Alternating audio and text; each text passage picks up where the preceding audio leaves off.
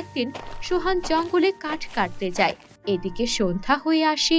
সোহান তখনও বাড়ি ফিরে না এলে সুমনা চিন্তা করতে থাকে। মেয়েদের বলে, রুমি সুমি, তোমরা পড়তে থাকো, আমি একটু আসছি, এখনই চলে আসব। তোমরা চিন্তা করো না মা, আর তোমরা একদম ঝগড়া করবে না, কেমন?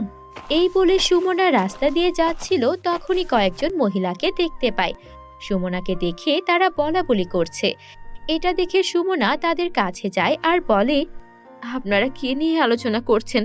আর সুমির বাবা এখনো বাড়ি ফেরেনি, সন্ধ্যা নেমে রাত হয়ে আসছে, আপনারা এই বিষয়ে কিছু বলতে পারবেন? তাদের মধ্যে একজন বলে, শুনেছি সুমির বাবা নদীর ধারে কাঠ কাটছিল, তখন নাকি এক কুমির তাকে টেনে হিচড়ে মাঝ নদীতে নিয়ে যায়, পরে আর কেউ তাকে ভাসতে দেখেনি। কো তুমি এখনো শুনোনি? এ কথা শুনে সুমনা সেখানেই অজ্ঞান হয়ে যায়। তখন তারা তাকে পানি ঢেলে জ্ঞান ফেরায়। পরে তাকে বাড়িতে নিয়ে আসে। সুমনাকে দেখে সুমি বলে, মা, তোমার কি হয়েছে? তোমাকে এমন বিধ্বস্ত দেখাচ্ছে কেন মা? আমাকে বলো, কোনো খারাপ সংবাদ আছে? এরপর সুমনা হু হু করে কেঁদে ওঠে আর কাঁদতে কাঁদতে সব ঘটনা খুলে বলে। সব শুনে সুমি ও রুমি কান্না করতে লাগে। এটা দেখে সুমনা নিজের মনকে শক্ত করে চোখ মুছে বলে, তোমরা আর কেঁদো না, তোমাদের বাবা না থাকুক আমি তো আছি, আমি কিছু একটা ব্যবস্থা করব। প্রয়োজনে লোকের বাড়িতে কাজ করব, তবুও তোমাদের কষ্ট পেতে দেব না। এরপর সুমনা এ বাড়ি ও বাড়ি কাজের জন্য যায়, কিন্তু কোথাও কোনো কাজ পায় না। অবশেষে একজন ধনী লোকের বাড়িতে কাজ পায়। সেখানে পরিচালিকার কাজ করত ও ঘর পরিষ্কার করত। বছর শেষে সুমি ও রুমির জন্য পুরনো কিছু জামা কাপড় পেত। কিন্তু একদিন ওই মালিক সুমনাকে বিয়ের প্রস্তাব দেয়, কিন্তু সুমনা বলে, দরকার পড়লে আমরা ভিক্ষে করে খাবো, তবুও আপনার প্রস্তাবে সম্মতি দেব না।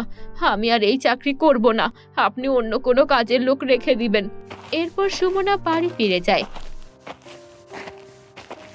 আর সুমনাকে চিন্তিত দেখে সুমি বলে, মা, তোমার কি হয়েছে? তোমাকে অনেক চিন্তিত দেখাচ্ছে। আমার সাথে শেয়ার করো, যদি আমি কিছু করতে পারি। আমার কিছুই হয়নি রে মা, শুধু আমার কাজটা চলে গেছে, তাই নিয়ে একটু দুশ্চিন্তায় আছি। এরপর কিভাবে আমাদের সংসার চলবে আমি কিছুই ভেবে পাচ্ছি না। ঠিক আছে, কোনো ব্যাপার না, একটা না একটা কাজ অবশ্যই জুটে যাবে। দুদিন পর তাদের বাড়িতে গ্রামের ওই মহিলা এসে বলে, তুমি আমাকে কিছু কাজ করে দিতে পারবে? তাহলে তুমি কিছু টাকা পেতে, এতে আমারও উপকার হতো, সেই সাথে তোমারও। আচ্ছা বেশ, আমি কালকে আপনার বাড়িতে যাব কাজ করতে।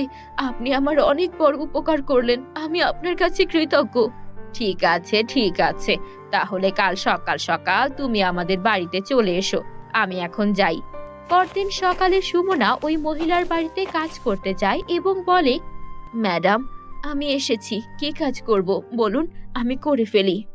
ও, তুমি এসেছো, ঠিক আছে, আজকে তাহলে তুমি আমার পুরো ঘরটা পরিষ্কার করে ফেলো। অনেক ময়লা জমে গেছে, ভালো করে ঘষে ঘষে পরিষ্কার করবে, যেন একটু ময়লাও না থাকে। বুঝতে পেরেছো আমার কথা? হ্যাঁ ম্যাডাম, আমি বুঝতে পেরেছি, আপনি কিছু ভাববেন না, আমি একদম নতুনের মতো পরিষ্কার করে দিচ্ছি। এরপর সুমনা ঘর পরিষ্কার করে ওই মহিলাকে বলে, ম্যাডাম, আমার ঘর পরিষ্কার করা হয়ে গেছে, এখন আর কি কাজ করব?